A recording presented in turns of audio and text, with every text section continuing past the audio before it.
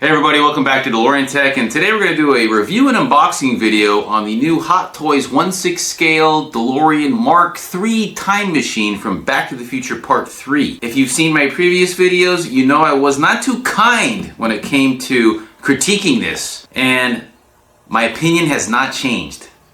Well, with the exception of Train Car. Train Car's pretty cool.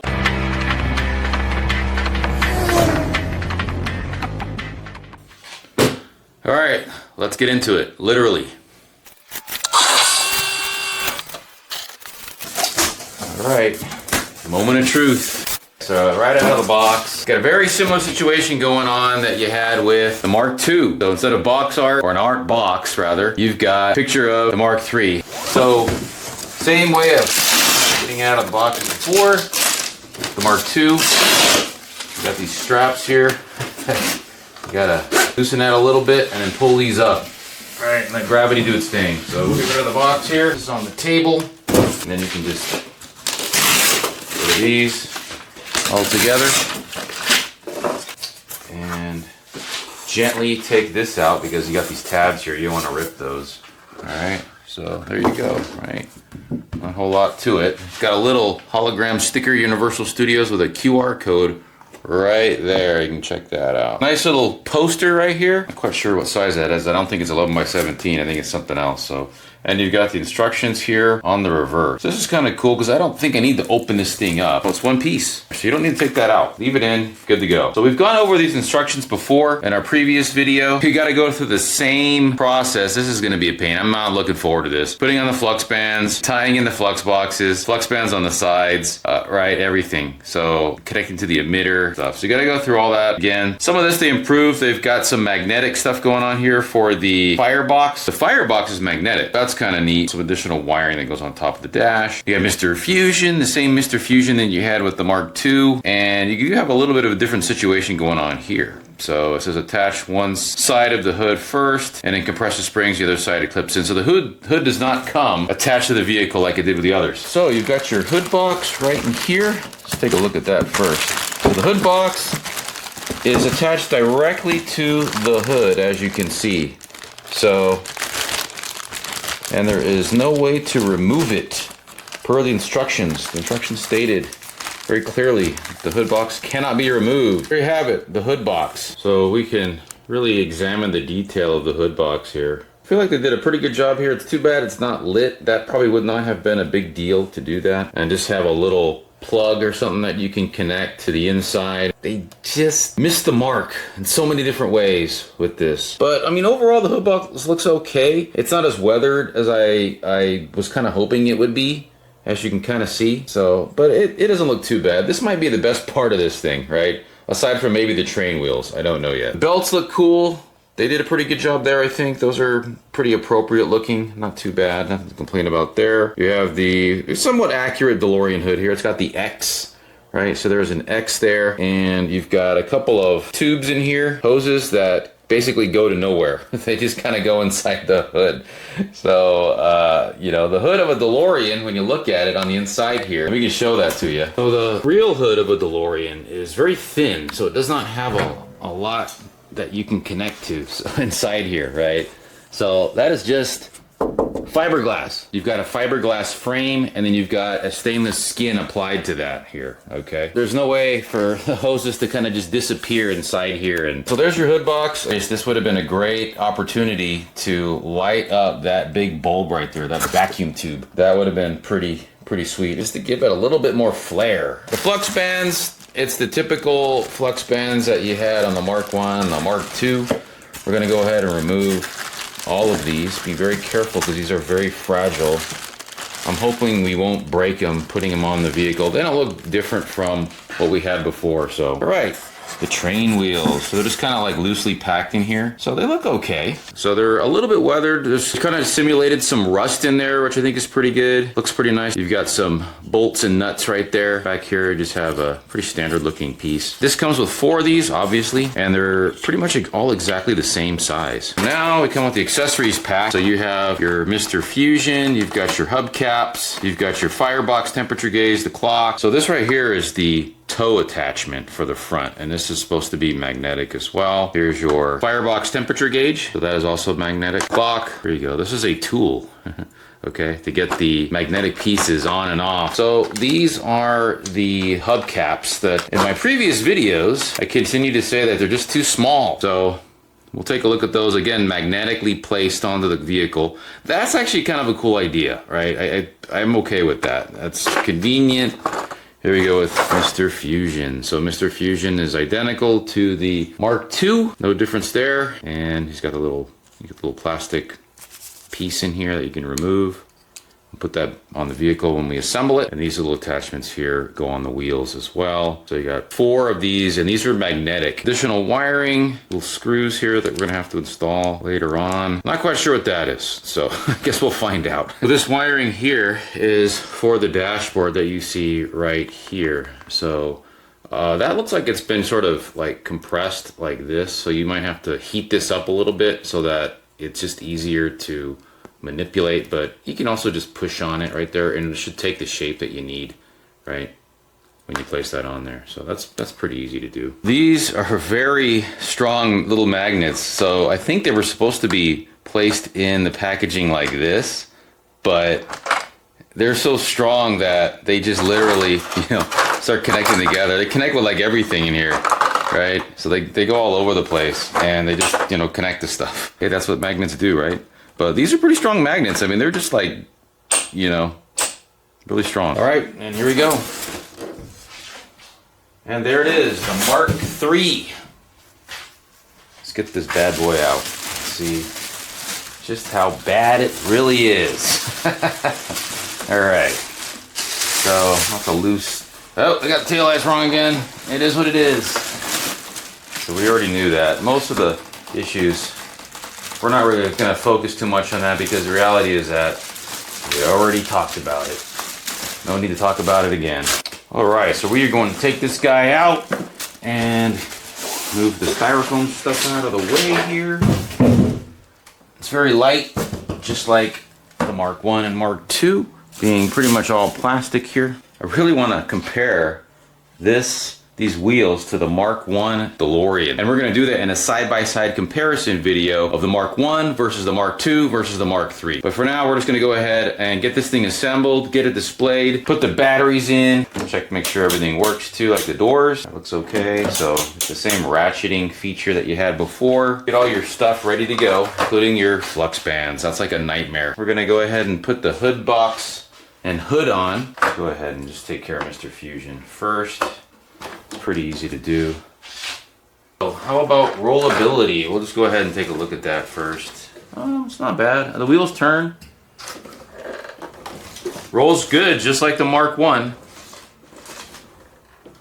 I'm going to do the instructions a little out of order. I'm also going to spare you the hell that I'm going to have to go through in putting the Flux Bands on. They'll just appear on pretty soon here, but I'm going to show you how to put the hood and hood box assembly on first. So for the hood itself, there's these little springs that can be compressed on the corners. So you'll compress one and insert the other. So we'll go ahead and do that. And they have it like this, probably for packing purposes. They didn't want to damage this during shipping. You got to find a little opening that's in here. All right, so go ahead and do that. And see how easy that is. Pretty easy. We got it in there. All right, so your hood is now attached. Now, on mine, it doesn't close like all the way. I'm not really worried about that. It closes on one side, but it doesn't close on the other. So you can kind of try to force it in there, but you might break it. I think it's just too wide, right? So the hood is exactly the same as the hood on the Mark I and Mark II. That one fit pretty good, but since you have the belts here, they're creating sort of interference with closing the hood all the way. And if you look at some of the photos, you can tell that it's not really supposed to be closed all the way. It just can't be closed all the way. So you just gotta leave it like that, right? Which is fine. I mean, I think it looks appropriate like that. If you look at the image here, you can kind of see that the belts cause the hood to sort of pop up right here, like it can't sit flush in the front end of the vehicle. Now it's time to insert the batteries. So you do have to unscrew that right there in order to get in there. So just go ahead and use a Phillips to gently unscrew the battery cover, which again is a screen inaccurate depiction. So the spare tire in a DeLorean doesn't look like that. It is just a basic, really small donut spare. I mean, this is kind of cool just for effect. We don't get to see the spare in the car in the movie, so it really doesn't matter. Maybe they just didn't know.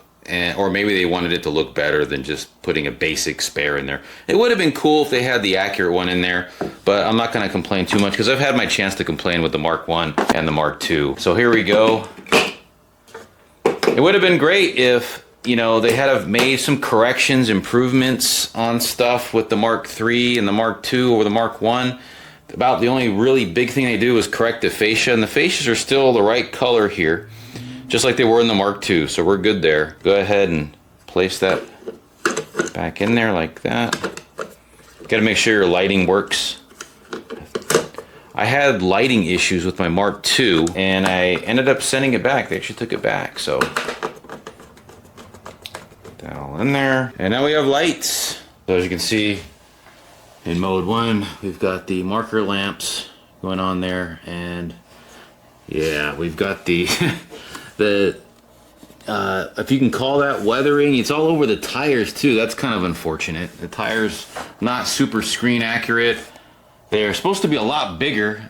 Looking at these, the tires here in the front and the back are exactly the same size. So that is what it is. And obviously your inaccurate tail lights here light up. Not super bright or anything. As we pointed out in many videos before, they missed the mark on the taillights, and they continue to do so. So they just don't care. They just want your money. Headlights also that inaccurate sort of light, almost a bluish color, but the camera's picking it up as blue. It's actually like a 6000K color temperature white LED, which has a slight bluish tinge to it. And you got the front marker lamps that light up as well.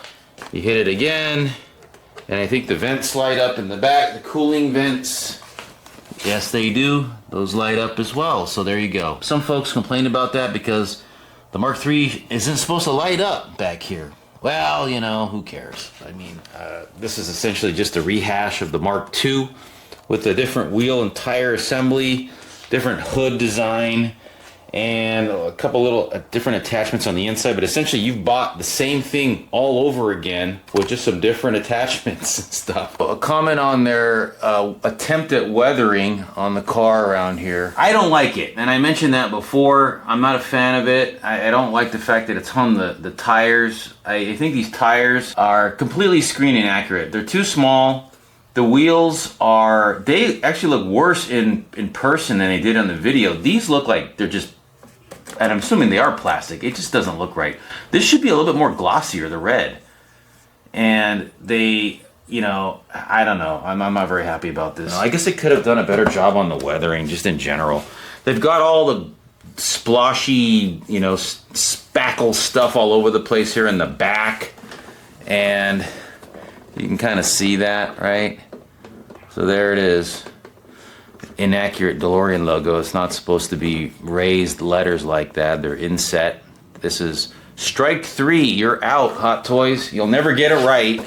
Maybe Blitzway will get it right. They better get it right. I mean, Tommy got it right. Eagle Moss got it right. So we'll raise these up a little bit. These tires are supposed to be a lot bigger than this. So I don't know why they went with such smaller tires. And we'll go into detail exactly how big they should have been relative to the model size. Okay. So the toe attachment literally just connects like that via magnet, right? So it just goes on like that right onto the rock screen that's here, right? Now, in reality, you couldn't do that. You would need to connect this directly to the frame. I'm not worried about that. It would have been cool if they had something else a little bit more elaborate, right? Than just connecting directly to the rock screen, which is literally just chicken wire, basically, on a DeLorean. That has no structural purpose at all. It's literally just to protect the radiator, because you have your radiator in there and your AC condenser all in there. Protect it from rocks, hence why they call it a rock screen. So the instructions don't cover it, but these little hubcaps in here, you literally just pop them in. And they're also kind of small. They should be actually out to here, not all the way inside like that. You have to use a tool to take that off. And it fits in like a key, so it's got a little slot right there. You can kind of see that slot right here. And you got a slot right here, and you just put it in there like that. Pops in magnetically, and it's unfortunate that this does not come out more, you know, and there's no way to fix that. You're gonna have to recreate new ones of these. You know, the screen used car, which is a very famous car because, you know, you got the Shays that actually own it, and we did that at live stream and went through how cool that car was and went through all the little details. And with the prototype, they had it nailed, right? They had these hubcaps sticking out quite a bit more. Like they were supposed to be about right on here, right? It's supposed to be a lot larger. For whatever reason, they went with a smaller hubcap. The reason why it doesn't look screen accurate is because of the reflection, the red reflection around here, okay, is making it look like this silver part, or this chrome part, the hubcap is smaller. No, it looks smaller because it is too small.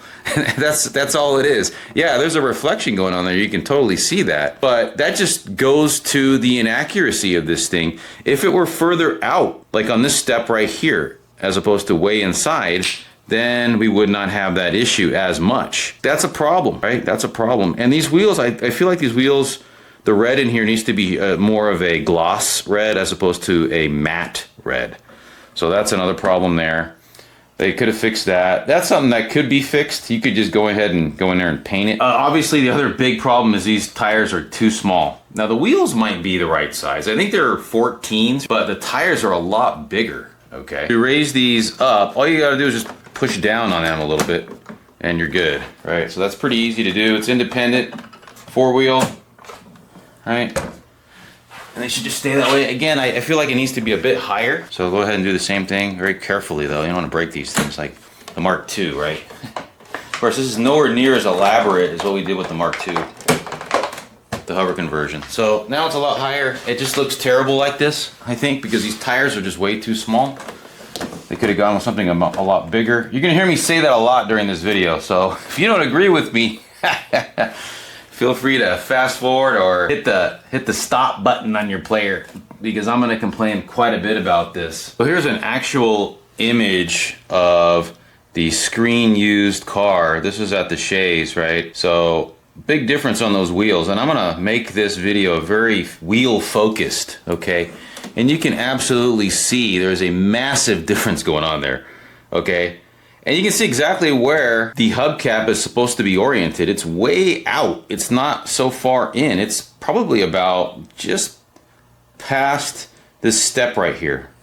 There's a step here, and then there's an inner step, right? So the second step is really where it needs to be. Now, the steps here are smaller, I noticed. So these steps are a little bit too big. So that's probably part of the issue. Here's another one, right? So you can tell that, and this is from the movie itself, right? You can tell that the steps here, they're too big, right? They're too wide on the car itself, on this car, on the Hot Toys, versus the movie used car. The steps are a lot smaller, and the center hubcap is way further out, way further out. It's almost, well, if you look at this front tire right here, it's pretty close to the edge of the wheel. And this right here, not even close. Not even close. Let's take a look at that. Check that out. Don't see it, don't see it, don't see it, don't see it. Now I'm starting to see it. But when you look at a screen used vehicle, okay? When you look at a screen used vehicle, right? So see that right there? If I'm looking at the front, I should see that wheel. I should see the wheel right there. The wheel hubcap. But I barely see it, right? Check that out. Big difference there. Big, big difference. Yeah, this is unfortunate. Right? This is very unfortunate that it had to be this way. But it is what it is. That's what you get. And obviously the vehicle, the tires are a lot larger. They probably a little bit higher, like maybe up to there. That's what I'm thinking. Now the height of the vehicle, it can't be adjusted like I thought it could be. So the rake on this thing, you know, let's take a look at the rake on this. Yeah, it's pretty level. It should be a little higher in the front than the back, okay? Here's a good representation of what this thing needs to look like. As far as the rake goes, right? Definitely needs to be a lot higher in the front than it is in the rear. It is what it is. Again, you can see the center hubcaps are way bigger than these, and it isn't because of the reflection either, okay? It's not because of the reflection, all right? There's barely any reflection on these ones, so I don't know, this doesn't look good. We need to get this thing in the train mode, but let me finish up the Flux Bands. If you guys want to see how to put these on, there's probably a ton of YouTube videos out there, but you could also check out my Mark 1 video where we kind of go into detail. So there it is, I finally got the Flux Bands on. It was definitely not easy. Even after doing it, I actually did it 3 times before because I had 2 Mark IIs. I had my replacement and my original Mark II. So you're supposed to press a button to collapse the wheels in there. So you can see the button, it is right there. It's a little, yeah, there it is right there. So that button, you have to press that in order to bring the wheels down. It just sort of unlocks it so you can bring it down. So, there we go. So, it's not too bad, but it's not exactly super strong either. There we go. This could pop off. There we go. So now we're in. I can see this breaking pretty easily, but that's probably because of the Mark II debacle. And that one's already down, I guess. Yeah. I don't know. I'm not too impressed. It is what it is. Keep saying it is what it is, but unfortunately, it could have been so much better. So as far as inserting some of the interior accessories, you got your alarm clock. We'll go ahead and put that in there. It's pretty easy to do compared to putting the Flux Bands in. So it just inserts in that little slot right there. Then we'll go ahead and put in the firebox temperature control gauge. So that one is supposed to be magnetic. So that connects over here on the other side. So we'll turn it around. This little black piece right here is like a little stand for it. And I think it connects to the knee pad on the DeLorean. So you put it on like this. The knee pad is supposed to be like right here. So you take your little piece, the mount, it's supposed to be like that, and go ahead and insert it, or just kind of place it like right there. Okay, that's all you got to do. Temperature gauge, just go ahead and connect that right there. Pretty easy to do. And then this is supposed to go like underneath the dash. So you can kind of see what I've done there, right, with that attachment. So it is literally right there. There's a couple of slots actually. You have a choice of 2, looks like. You can connect it there, and there's one that's closer to the center console. So you can slide the end of the temperature gauge, firebox temperature gauge cable into that little slot right there, and you should be good. So there you go. Oh, it looks good. We got it all situated in there. And there you go with a little firebox temperature gauge. The cable gets connected underneath the dash there. Plutonium gauges look good. You got time circuits, everything looks good. It all looks exactly like it did on the Mark 1 and Mark 2, except these light up here. The dash lights up, as you can see.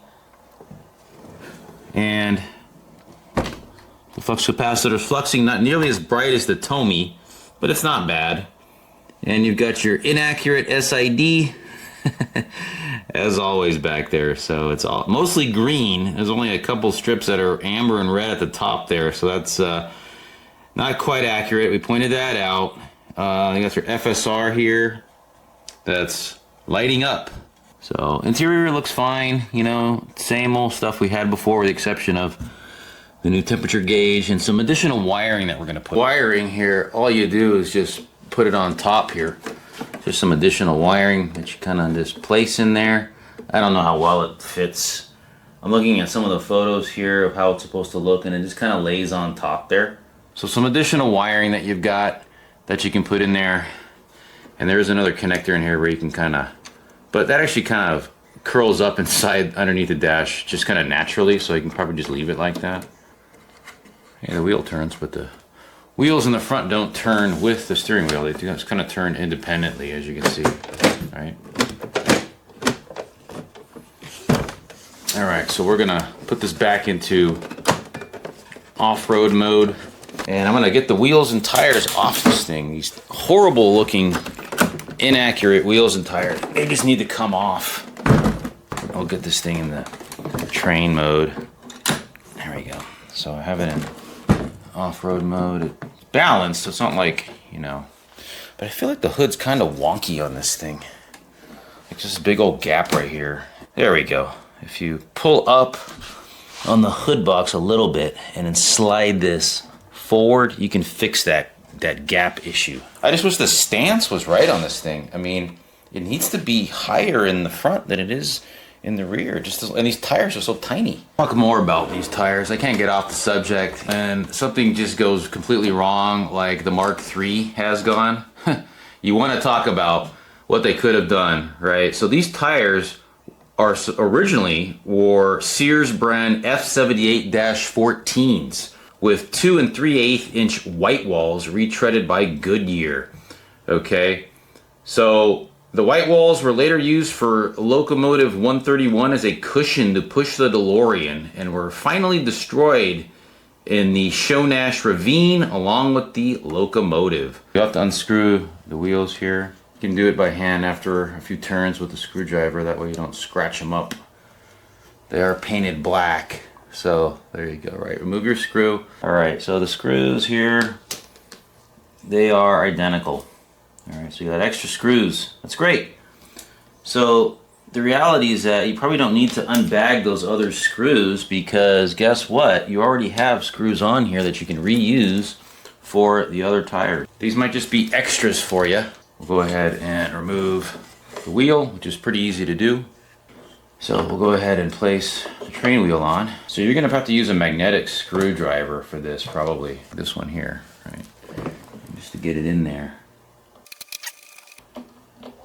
And then you go ahead and place this on here as well. Hub nuts, right? So this is the wheel hub. You got the nut on there on the very end. And you go ahead and just kind of place that in there like that. And there you go, looks good. And you can take it off with the tool.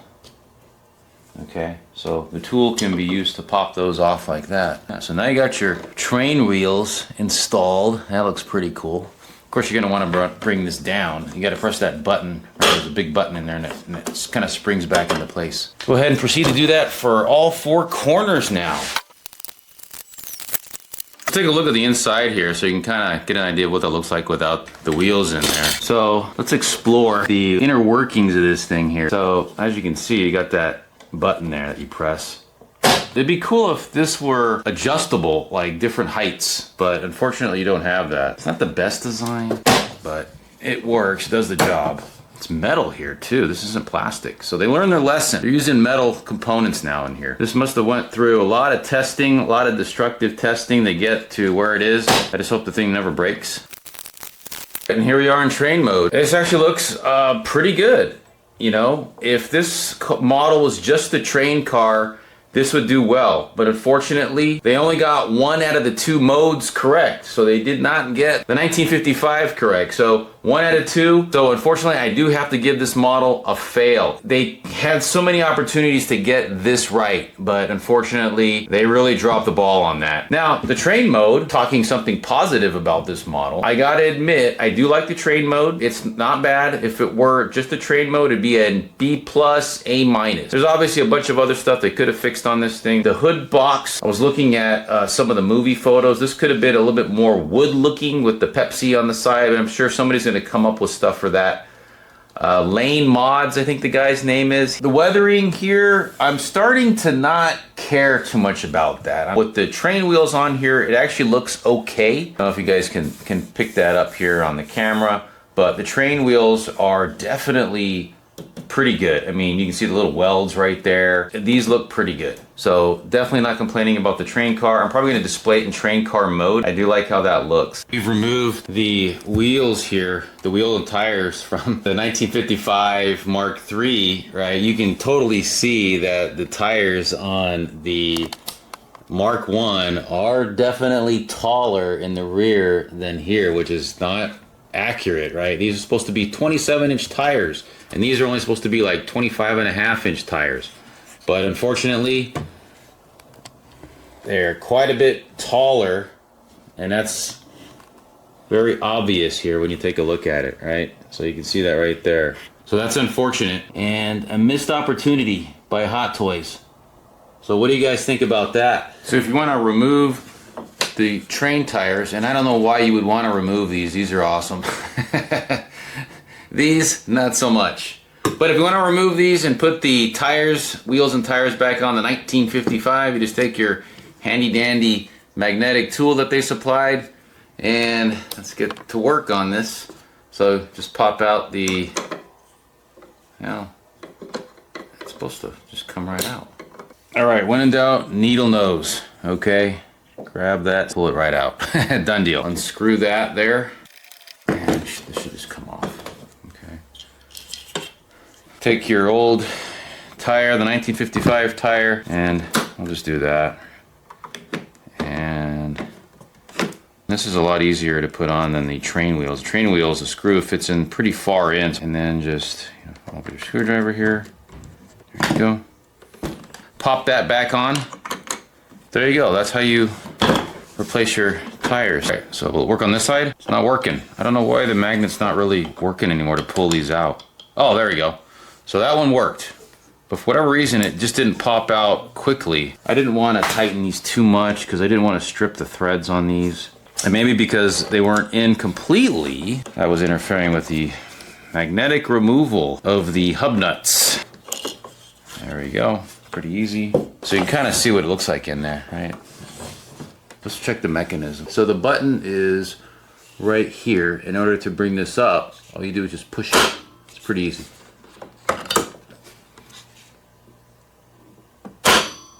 There you go. That's how it works.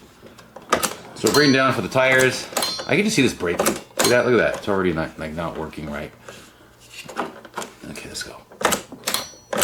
Oh, come on. Don't tell me it didn't. It just broke. Oh no. Come on. Come on. Oh man. I think it broke, guys. You gotta be kidding me. You can hear it sounds pretty bad in there. I feel like Denobi when he broke his Mark II. You gotta be kidding me. It doesn't work anymore. Should I return it? So I'm gonna try to put the wheel back on and see if that makes a difference. I honestly don't think it will make a difference. It's not supposed to make a difference, but let's just see what happens. There we go. And yeah, it's not working, guys. It's broke. It is not working. It's not going down. Wait. It's going down. We'll hold the weight. Ah! Look at that. It kind of stays there, but one little, maybe it's the button. But you're not, the button's supposed to retract. That's the problem. It's not retracting.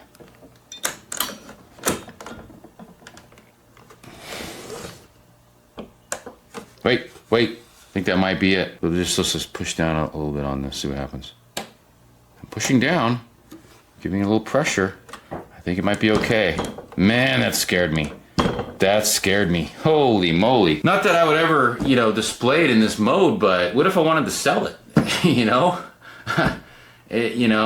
Again, this is shades of the Mark II on Denobi's channel. Remember when his broke, and a bunch of others broke as well. Other buyers of the Mark II, it broke for them. Did break for me. I had issues with it, but didn't break. So, I'm gonna put this back in train mode to display it, but I gotta do my Mark I, Mark II, Mark III comparison video. So in case you're wondering, it's actually the wheel hub screws that are magnetic and nothing on the wheel itself. So if you put these on here, they don't stay on. So just wanted to point that out. In case you're wondering, the Mark III does display really well in the Mark I case from iDisplayIt. So here you go. You can even put the backdrop in there. I guess that's one kind of positive of having no art boxes. You do have that poster that does fit as sort of a backdrop in a display case. So that actually looks pretty cool. I'm going to be displaying this as a train car, definitely not the 1955 car, which I do like, but unfortunately they just, and I always sound like a broken record, but they really messed up on this. So the 1955 tires fit great in the box right here. It's almost like they knew. I don't know when I'll see those again, but it probably won't be very soon. Alright guys, well there's not a whole lot left to say about the model that hasn't already been said in many of my other videos. So, including, you know, the Mark 1 and Mark 2 videos. So I am going to start filming my Mark 1 versus Mark 2 versus Mark 3 video. But as far as the ultimate review and unboxing video, I think we're done. And the next episode will be probably the Blitzway 1/6 scale, which I hope will release next year. Drop a comment down below and let me know what you think. A lot of you agreed that they really missed the mark on the 1955. But what about the train car? What do you guys think? Is it a win or a fail? Thanks for watching, guys, and we'll see you in the next video.